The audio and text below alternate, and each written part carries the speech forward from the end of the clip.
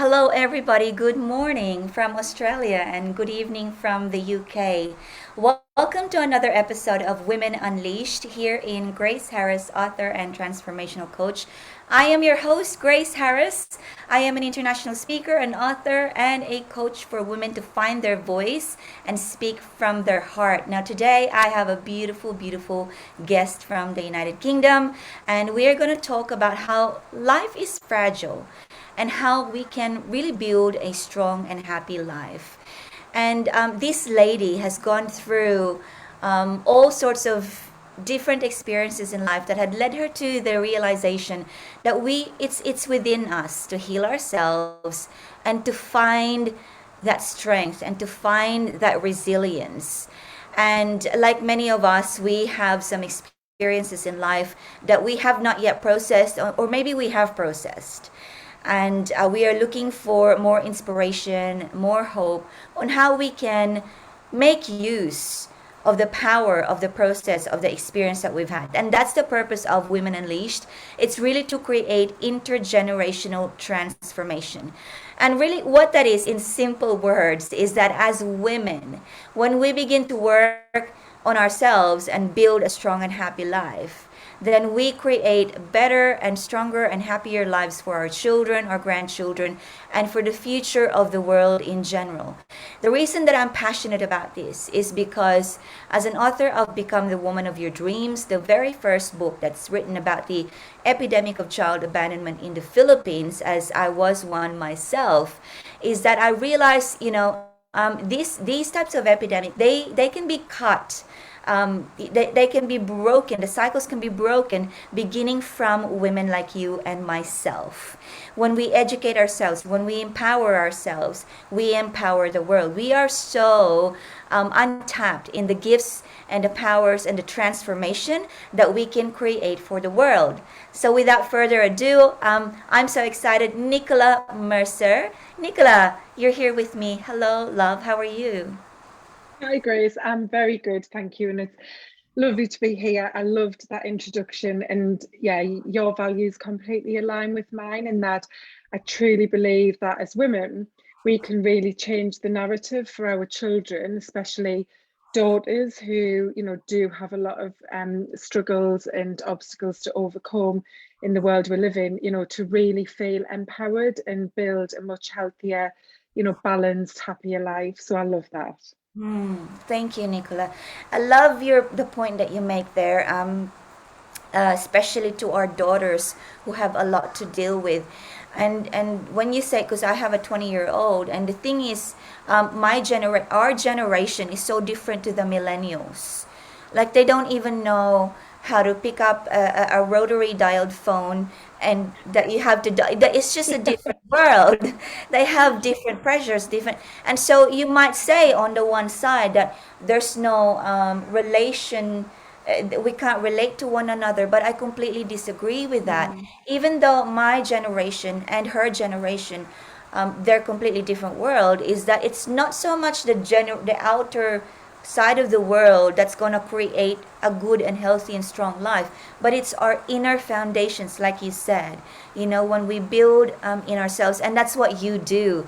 You're a health and wellness coach, you're a physical trainer, and you're a Mhm. coach for women to teach them how to build strong and happy lives. My first question, Nicola, is Mm. tell me a little bit about your story. Why have you come to decide to help the world in this way? Yeah, so my story is quite a long one, but just as a bit of an introduction to it, I've landed in this place I'm in now because of the different challenges that I've had with both my physical and mental health. And I really believe, because of what I've gone through and learned and changed in my life, that as women, we can really change our own story, that we are in control of our story. We are the author of our story. And for many, many years, I wasn't living the life that I wanted to for many reasons. And I also have a daughter, she's 14.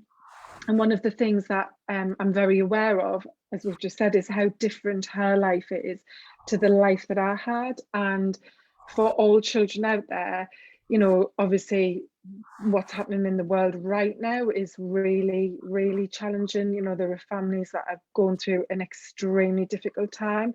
So I completely, I'm aware of what's going on in some parts of the world right now.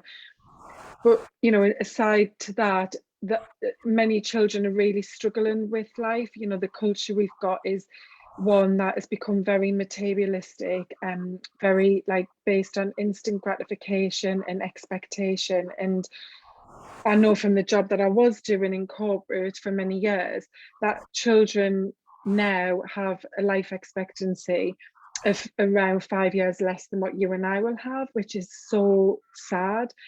And that's because of how sedentary their lives are, how their habits are, what they think is fulfillment in their lives, and so on. And so I really want to try and help women to help themselves to be more strong and empowered and live a happier life.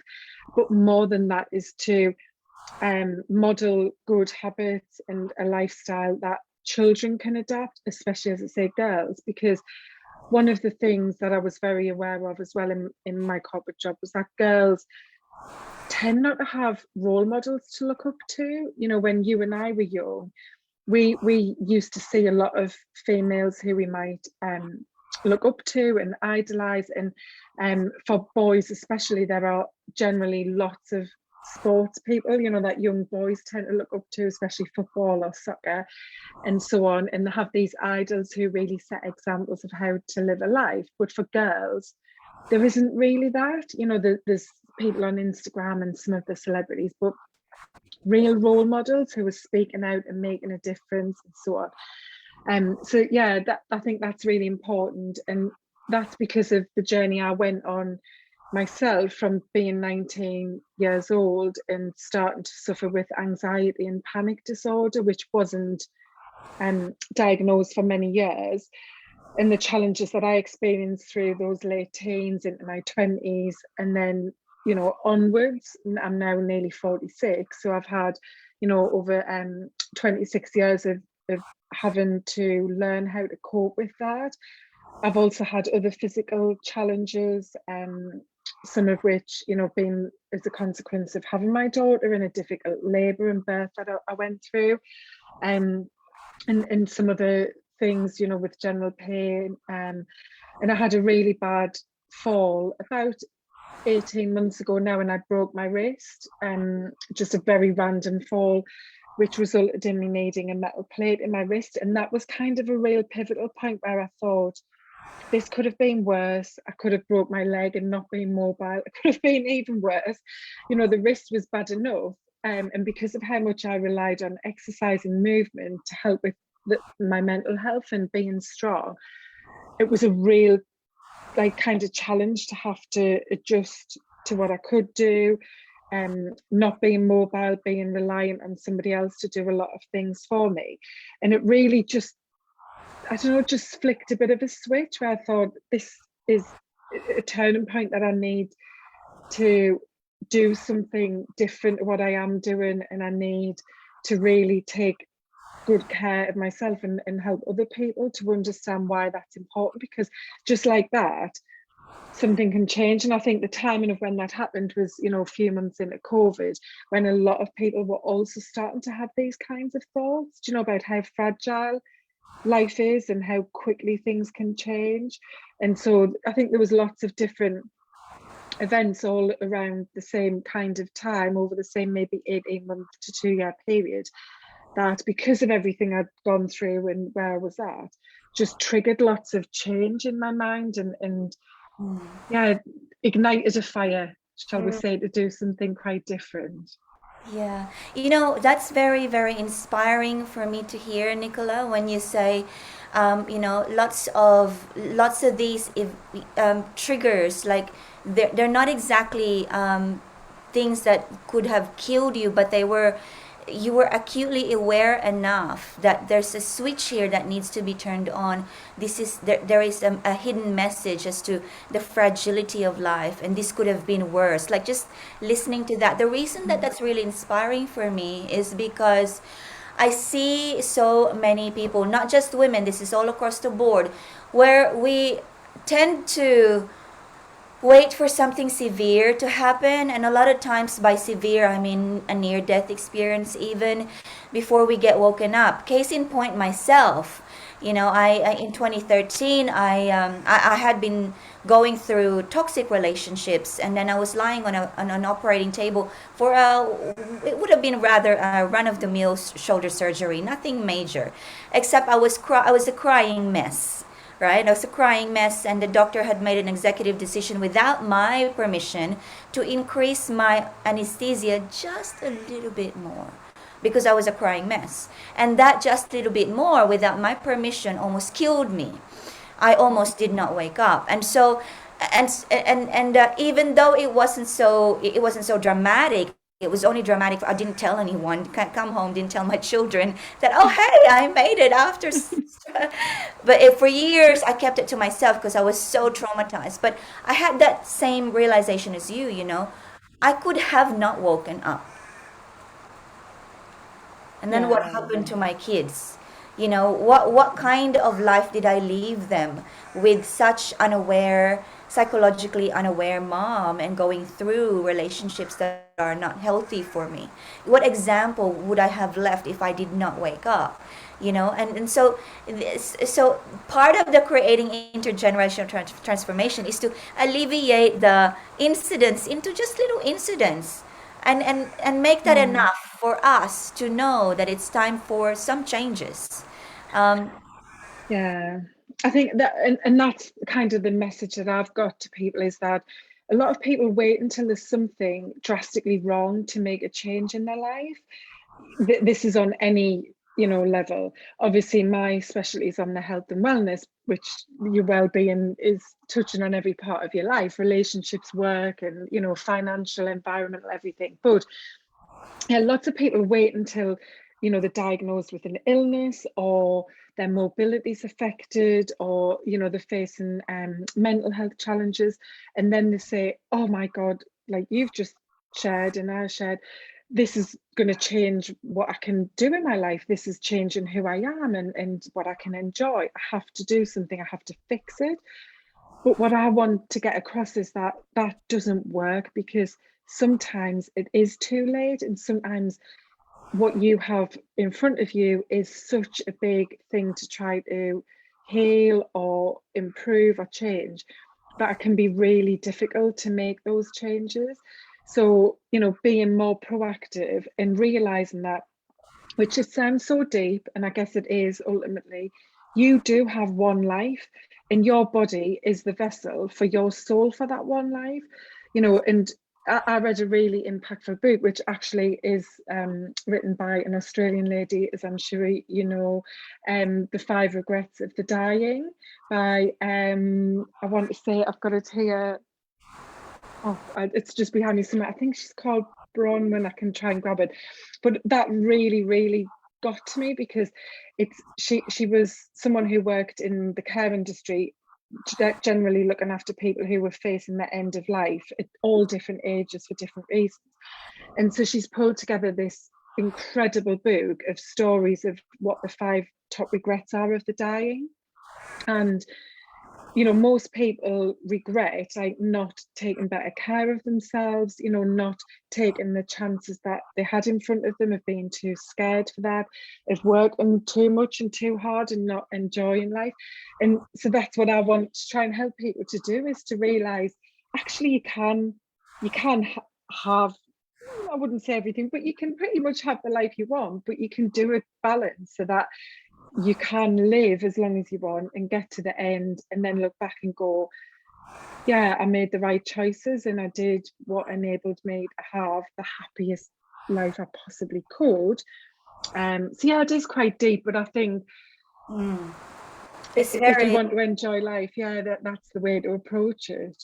it's very empowering because I think what you're part of what I'm hearing from you is we can do what matters, and then that way the happiness and the strength that we have in our life is holistic. It's not just, oh, I have so much money but I have no relationships, or I have such a successful empire but I'm actually suffering from this health issue. And you touched on a little bit about 2 minutes ago uh, about we can change, we can create change. Now, I want to take the audience back to those who are listening right now, whether live or replay. I want to take you back a little bit to Nicola's story, and because we touched a little bit on this, just her and I, just before we went on live, about when she shared with you at 19, she started to notice that there was some anxiety that she was suffering from, and also panic. And this is close to my heart because this is more common than we think. So my daughter, for example, she's 20 and she manages anxiety for herself. She's been aware of this for a couple of years now. I myself have some level of anxiety sometimes, also, although it's very, very negligible. But the thing that we, between Nicola and I, that we've sort of agreed together is that it's unlike other big traumas like PTSD or traumatic brain injury or anything like that. Anxiety, it's hard to pinpoint exactly the one event that caused the anxiety. Often it's ambiguous, inconspicuous. You don't exactly know. So, for example, for myself, if I really think about it, why do I worry? Like, really, I know there's nothing to worry about, but I can sense the worry behind somewhere in my rumination part of my brain. It's present just a little bit. So I ask myself, why do I worry? And if I really dig deep into it, what I can remember is that I was raised by a grandmother who had extreme panic attacks, extreme anxiety, and always on the verge of nervous breakdown. I remember when I was a little girl, and she would always tell us stories that she would hear on the radio about news of young girls being taken and left for dead after being raped. Just always stories like that. Or you can't do this at a certain time of the night because you end up dead. It's always, and there's nothing negative. So that's not a big traumatic incident in itself. But it's cost me enough so that in my adult life, there's always this little tiny little voice that tells me things that shouldn't even be there, aka worry. And so it was the same for Nicola. So my question, I guess, is because we have limited time here, Nicola, is that when it comes to 20 years in one corporate company, that's a feat. That's a long time. So um, tell us a little bit about how your life in your life for 26 years hiding um, the anxiety just for yourself and trying to look like you are okay. What was that like? Very draining, very tiring, very worrying. Yeah, the anxiety that I had was diagnosed many years after I started having it as generalized anxiety disorder. So I wasn't necessarily just anxious about something. It was the attacks, it was the extremity of what I suffered from. And I didn't tell people because, this was, I think it was 1995 when I started to have the attacks. There was no, talk of mental health or the term anxiety. Even the doctors didn't tell me that's what I had. It was many years later. So I was very embarrassed by what I was suffering from. And I really believed that I had to fix it. Like I had to get rid of it. That was the solution. And that because of what I had, there was something wrong with me. Like I really felt as though I was faulted, damaged, that I was crazy, insane, all of those things. So yeah, I didn't tell people about it. And when I worked in corporate, when I started, obviously I was still, was pretty fresh out of university when I first started in corporate, about age 22, 23, and was very nervous about certain situations. Over the years, certain things just happened in my life which would make the anxiety even worse. And so I used to just, I guess, act. try and act and be the person I wanted to be, but underneath it was like a volcano. Do you know, there was nothing you could see on the top, but underneath that molten lava was constantly bubbling and heating up and moving around. And that's what I guess it was like, was in my brain. And there were physical effects of it. You know, everything was going on inside of my body. And I would just try to get through situations as best that I could. I avoided things, so I didn't progress the way that I probably could have based on my ability and likability in the company. I held myself back from job promotions, from certain changes, because I felt I was frightened that if I went into a different environment, I would be exposed. I had a big issue with imposter syndrome because of what I had. You know, I thought that I didn't deserve to be there, that I was really a fraud and I'd be found out for who I really was. So battling all of those things for many years. And even now it's still, I wouldn't say it's comfortable, but it still feels embarrassing to be talking about it and knowing that there's people who I used to work with that will now know who I really was. And, you know, I've only been able to start talking about it over the past sort of maybe 4 months, since I've done a lot of work to set up my own coaching business and handle the changes that I had through my redundancy. That, you know, I think it's important, because of the changes I want to help other women make, that I share my story as well, because there is no fix. That's what I've realized over many years. It's not about getting rid of it and fixing it and solving it like you do with tonsillitis and a dose of antibiotics. It's not like that. It's something that is me. And actually, one of the things that I kind of started realizing a few years ago, but have really grasped over the past year or so, is that I wouldn't be where I am now if I hadn't gone through this journey. And I follow an American public speaker and personal coach, Mel Robbins. I don't know if you've come across Mel Robbins. Yeah, she's great. And she was talking about trauma on a podcast I listened to, and about anxiety, and there was research done that asked people who'd been through a traumatic event or something that had maybe triggered anxiety or depression, whether they would, if they could go back in time, they would change that event in their life, that they would make it not happen. And actually, the majority of people say that, as upsetting as it is, they would still have that event happen to them, because it's like that butterfly effect. You know, they are where they are now because of that. And that's something I got really emotional about a few months ago, because I thought, actually, I would love to not have been this person, especially when I was really young, of dealing with what I did deal with and had in front of me. But that's brought me to where I am now. So how could I change that if I could go back in time? Yeah, that's so beautiful to hear because, it's like when you're waking up in the morning. This is the metaphor that I'm visualizing from the way that you just said that with your voice, with your energy. Is that when you wake up in the morning, it's a fresh start, and what do? You step out of the door and you greet the nature and say, "Hello, God. Good morning. Thank you for another life." It's like self acceptance. Like that's it's all happened yesterday, and this is where I am now, and this day is not going to be here today if all of those did not come through to me. And it's a beautiful, beautiful place to start, like a and I think it's a beautiful segue as well for my next question to you, because one of the things that you teach, Nicola, is about the mindset.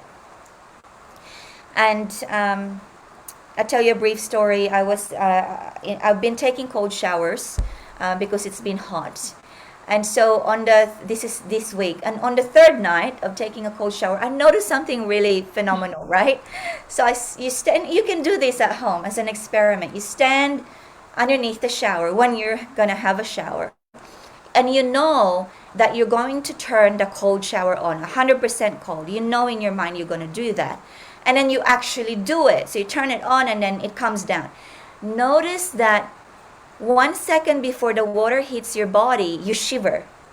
You haven't even had the water yet, you shiver already. And I'm like, what's that about? It was like, what is it? And then I was thinking about it, and I thought, it must be anticipation. And then it came to me, I wonder if anticipation makes the experience worse for you or better for you? Because I know from my experience with anxiety, it's a lot to do with thinking about what's going to happen, thinking about what's going to happen, but you're thinking about that something is not going to happen in a good way, and so you make it worse for you. So you have that kind of negative anticipation. So I guess my question to you, Nicola, is mindset wise, how can we make anticipation or expectation work for us? How does it work? Yeah, I mean, this is completely what I love talking about in my coaching, because the mindset is everything. It really does completely affect how you feel and how you react and your happiness.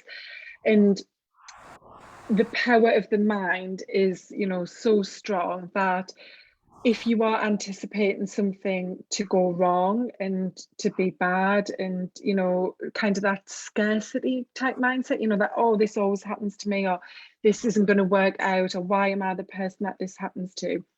And like I did with my anxiety, I'd be thinking, I am going to die. I am going to freak out. I am going to shake. I am going to have a shaky voice. I am going to have to run out the room. All of those things meant that I was anticipating those happening. So if you can flip that so that your anticipation is about the way you want that event or that feeling or thought, whatever it might be that you're anticipating. If you want that to, if you think about the way you want that to be, then that can really train your mind to make that happen. And it's not manifestation, where you're thinking of something, closing your eyes, and I will win the lottery, or I will go on holiday to the Bahamas, or whatever it might be. But manifestation, the way we talk about it, and how it works, is that you train your mind to really believe and see how something can play out. And because the brain, and this is scientifically proven, the brain cannot differentiate between reality and fiction, is that, when you're telling yourself, this is going to be great, I'm going to, in my case where my anxiety was about public speaking, I am going to be able to stand up at the front of the room, and I am going to deliver a great presentation, and really feeling it and tapping into that whole experience beforehand to say, I'm standing there, I'm speaking strong, clearly, people are enjoying what I'm saying, they're asking questions, they're engaging, I feel really powerful, I know that I'm giving the right content, I know that I'm pausing at the right ones, whatever it might be. That if you play that out in advance, and that's what you're going in and your brain thinks is going to happen. So that's how it manifests itself, in that becomes the reality, is that you're going in and you're feeling excited and you're feeling, that you can achieve it. Whereas the reverse, all of that negative thinking is what becomes the reality, because you're telling yourself, well, I am going to shake, I am going to have a racing heartbeat, I am going to get a dry mouth and not be able to put the words together. And that then becomes the reality. And this has been researched and proven by many, many different people now. So, another thing is that with excitement, and what happens physically when you are excited, is exactly the same reaction to when you're nervous. The same physical effects are taking place within the body. What happens to your digestive system, and you get those butterfly feelings, how you breathe, and it's exactly the same. But if you tell yourself, oh, I'm nervous, well, then your brain just goes, yeah, I'm nervous. And so it reacts in a nervous state. Whereas if you say, actually, this is excitement, and it's excitement because I'm going to do this, and that's why I feel excited, then it's a different experience. So yeah, that's why the mindset, like you say about the shower, that's a great one. And I know the cold water experience is really popular. I live right by the coast, which is very different to your coast. I'm on the North Sea, which is very cold. Every morning here, there are literally so many women, especially women, doing what's called sea dipping. So they're going in the sea, really, really cold sea. Obviously, at this time of the year, it's winter here. But that's it, because they train their mind to be able to go in the water, have the power to stay in the water and tell themselves that this is good. And actually it does have a lot of physical effects as well as the mental. But again, the whole cold water thing, if you tell yourself, I can do this is going to be good for me, I'm going to feel empowered because of it, then you'll be less likely to shudder before you switch the cold round. Whereas, if you are just, oh, this is going to be cold and Yeah. I can't stand it, then your likelihood is you can't do it. Exactly. The reason I do it is because I know the physical benefits of it. And so Mm. I am anticipating the physical benefits. I am telling myself I'm better off with the coach. So my question is, so most of us have developed the negative thinking for many, many years. How can it's become a habit? What are your top three tips to reverse the habit of negative thinking into positive thinking? What would be some things, practical things we can do every day to Yeah. just train our mind? Yeah, I love this, and that's what I focus on, is the habits. And when I'm talking about this as well, I'm not saying that there's a magic answer and it's easy and I'm constantly happy and thinking positive, because that's not real life. But I am speaking the truth here when I say I was a very negative person. I was definitely that cup half full person, or half empty cup, rather than the half full. And so my default was to always go to the negative, but you are able to change that. And I think the first thing that I would say is that you need to be mindful of how you were thinking and recognize those negative thoughts. That's the first thing, is to really have an awareness of when it's shown up, and then pause to think, why has that just shown up there? Is that really how I feel? Or is that just a habit? Have I just reacted that way because that's how I always react? And actually, is that the way that I want to react to that? Because quite often you're doing it without thought. And if you stop and think, like, I don't know, say you're out driving and somebody cuts you up on the road and you react to it really negative. It's like, actually, if you had a pause button and could choose option A or option B, is react negative and maybe get a bit angry and aggressive, or option B is to just breathe and go, right, okay, they didn't hit me, they're a silly person, but that's fine, I'm in the car, I'm safe. You'd probably pick option B. So yeah, being mindful of how it's shown up and why is the first thing. The second thing is that you have to train yourself to start to think more positive. And the way, or one of the ways that I've done this, is through like a gratitude type journal. Now, I don't journal in the way that lots of people do. And I know this can be really hard for some people to build as a habit. And there's lots of different ways that you can approach it, but just thinking of three things every day that you're grateful for is a real, like, impactful way to help you to recognize that actually things are happening that make you have joy and happiness. But it also helps your brain to start to think that way more naturally on its own. So first it is an effort. It's an effort remembering to journal, but then to think about it. And you'll probably struggle when you first start to go, okay, well, what am I grateful for? Even if you just say, I'm grateful for breathing today, I'm grateful for having food to eat today.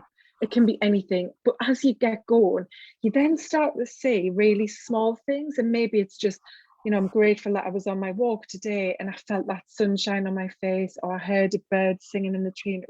It can be anything, but those types of things breed like optimism and more gratitude and more joy. And then I think the third thing is, and it's a bit similar to the gratitude, but it's about smiling and laughing. Because again, we often, go through a day and think, oh, today was really hard, I was so stressed, I didn't get everything that I wanted to done. But actually, again, if you stop and think, like, what did I smile at today and what did I laugh? Because a lot of people don't realize how many things are shown up every day that are nice, happy events, or just quite, inconsequential things that happen in their day. And you don't smile at them because you've missed them, you've not picked up on them. And so that's a really good thing to do as well. And again, like the gratitude, the more that you recognize these things, the more you'll start to see them happen. It's like, again, lots of research has been done on different things like this, but, say somebody's decided that they want to buy a white, say a brand new white BMW sports car. The likelihood is once they've got that in their head, they're going to start to see those white types of sports car more often because it's in their conscious, they've planted it there. So if you can plant, the laughter, the smiles, you'll start to see it. And it might just be that, something's on the TV and you smile, laugh, but then you go, oh yeah, I smiled at that. And then that kind of makes you smile again and builds the happiness. So, that's another great way to start to get those kind of positive thoughts and feelings and actions into your brain, into the conscious part of your brain, which will eventually build a habit to make them happen in the subconscious without you needing to always be thinking about these three grateful things each day, or things that have made you smile. Wow, it's so powerful. Those three tips. Really, really powerful. It's especially with the smile. That was probably the very first thing that I employed in myself years and years ago. And for me, it was about I started with smiling back because I would go to the Yeah. supermarket and it used to be that when someone smiled at me, I would think, why they're smiling at me? Believe it or not, I would be suspicious. That was, I mean, it's hard to believe now, but that this is true story. Mhm. I trained myself to, why can't you just smile back? And so what happened then, and now I love when people, it's everywhere I go, when people smile, I feel so grateful. Like, and I do it first as well. Like especially when someone looks grumpy, I would smile at them. It's like sending them a quiet, I love you, I see you, Yeah. whatever it is that you're going through. And then sometimes when people or human beings are confronting for you, because human beings can really be annoying, you can start with puppies and cats. You can go for a walk and there's a puppy, smile at the puppy, like, yeah, so just things, little steps. And I love how you were really mindful of saying to people that gratitude exercise is not easy in the beginning, and it's true, but it's really just like training yourself, for example, to it's just training yourself, and then you will then make it a habit. And then with the first tip that you had about option A and option B, myself, you'll often hear me say aloud without anyone there, and this might seem weird, but you would often hear me say something like, that's not true. And that's me saying to my negative thought that it's not true. I have trained Mhm. myself that when I pick up a negative thought, I would tell it it's not true, and I would replace it with the complete opposite. I said, that's not true. Yeah. In fact, I would give evidence why it's not true and what is the opposite of it. And I do that like now. It's a thing that it's so powerful. I forget who taught me this. I mean, it's been a while, but and Oh yeah, I love that. That's really, really good. And that's exactly what any type of coach, it doesn't matter what you're being coached in, that is the kind of thing that you do, because it's about, yeah, being aware and catching thoughts and reframing them and understanding why you think that way. And I think just what you mentioned there, Grace, is that a lot of people have that inner voice in their head, and they believe that voice to be absolutely them, that it's who they are, but actually it's not. In the way you just described it, is question it and going, well, why is that true, or no, that's not correct. That's what you need. Don't believe that voice. It obviously, that could be a whole other interview altogether, but yeah, really question yourself. And like I said in that example of, do I really want to react like this? Maybe your kids are playing up and you're so used to, maybe getting annoyed with them and having a bit of a rant at them and raising your voice. But just, even that one time of saying, is this actually who I want to be, and why do I react that way, can be enough to then trigger that the next time you do it, much quicker you're going, oh, did I really need to shout like that? Or I don't enjoy that feeling. And then gradually, you will be able to change. Yeah. I love that you nailed it. It really is about the feeling. Like if you don't know what to believe, go into the heart. If it doesn't lighten up the heart, it's not true. It's not Yeah. true. Mhm. And I think you can get so overpowered by your brain and the mental side of your being. And that for me was what happened for many years. Was I was completely running my life through what I thought up there. And and it was only after, like I say, lots of things happening that I kept thinking, this can't be what it's supposed to be like. This is too hard. And that can take over. So you've got to have that whole mind body balance.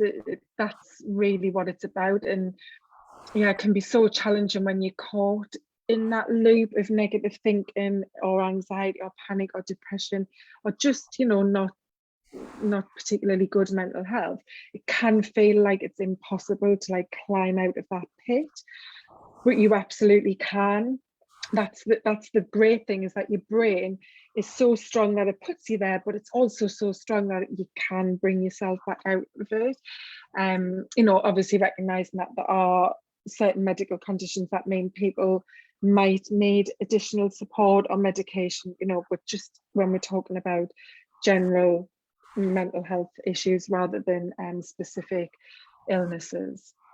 Wow, what a beautiful way to wrap it up. Is that, like you said, if your brain is strong enough to get you to where you are now, it's even stronger enough to reverse that and create the full potential that you have.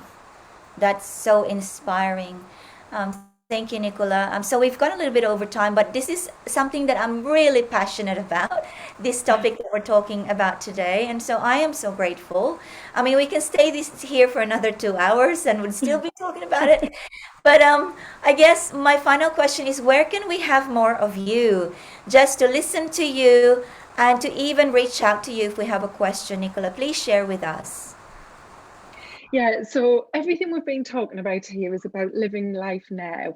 And that's what the name of my business is Life Now Coaching, because it's really about, that focus on living life now as healthy and as happy as you can, but doing that now because that's what's going to build, that healthy life as you age and progress through your journey here. So Life Now Coaching, I'm on Facebook and Instagram. I also have a website, which is lifenow.uk. So really easy to find. I've got lots of info there on how you can connect with me, the different types of coaching I do. Everything I do at the moment is virtual. So that means wherever you are in the world, it's possible to work with me one-to-one or group coaching, and also workshops for different types of maybe businesses or organizations. And I've also got lots of links to other media that I've done, other podcast interviews and so on. If you wanted to listen to me on anything else, you can find that on the website as well. But Instagram and Facebook are where I generally hang out, so it should be quite easy to just connect with me on there. Awesome. Thank you so much. So, in closing, I just want to again, take a moment to just say thank you, because it's very refreshing to to talk about this over and over and over again and be reassured that life is fragile, but yes, there is a lot of hope. There is a lot of simple steps that we can take every day. And every day is a fresh hope, fresh start. And that's exactly the energy that I have taken from you today, Nicola. And I do hope that I have given as much to the conversation. I love you, everyone. I love you for being here, Nicola. Thank you, everybody. We will see Oh, you again. thanks, Grace. We will see you again in the next episode. And everyone, have a beautiful night if you're in the UK. Have a beautiful morning if you're here in Australia. Bye, everyone. Thank you.